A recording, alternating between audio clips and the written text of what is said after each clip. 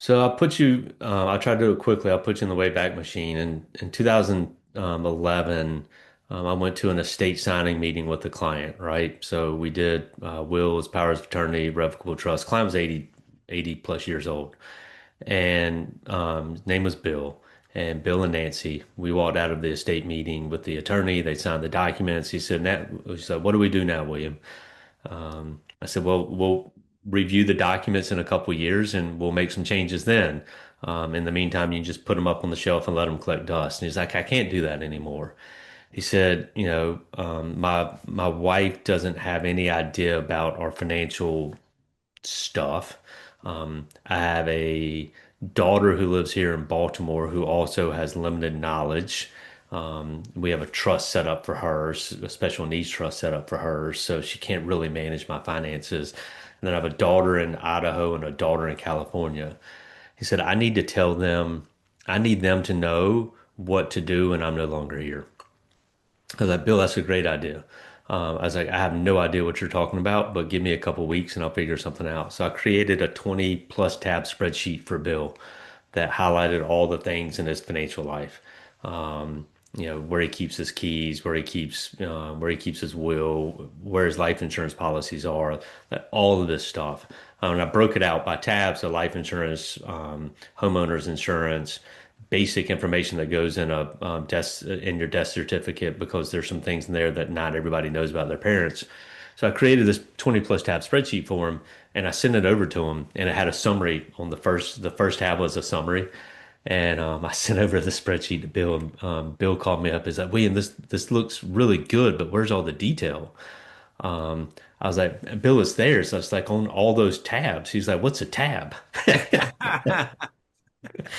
And I was like, all right, so the spreadsheet's not going to work. So I ended up creating it. I made it a fillable PDF. But when you fill it as a PDF, you end up with so many extra, like you don't know how many life insurance policy he has. So you create 10 spaces. And so I sent it to Bill. And as I was looking at it, I was like, man, I really need to create a software out of this. So I ended up going to my wife, asking permission to spend money to create a software and try to create a business. So we did that, wrote a lot about what happens to your assets when you pass away.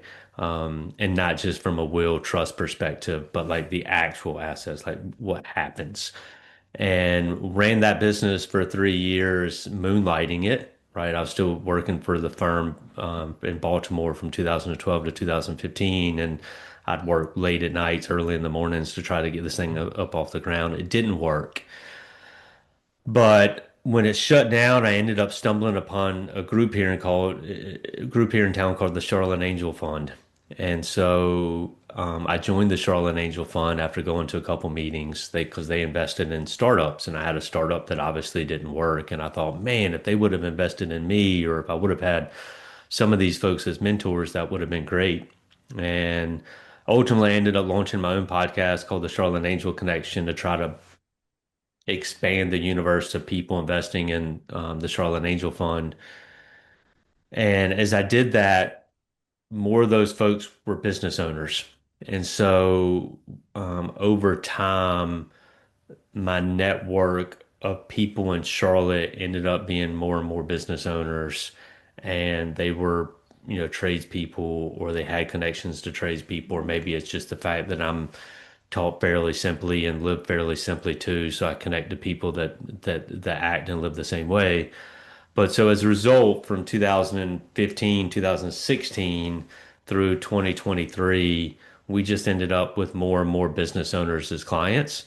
And they happen to be trades folks, right? So they're construction companies, they're outsourced construction management, they're landscapers, they're um, electricians. They're all over the board, but they built nice, successful businesses, and they've got complexity, and they don't know how to deal with the complexity.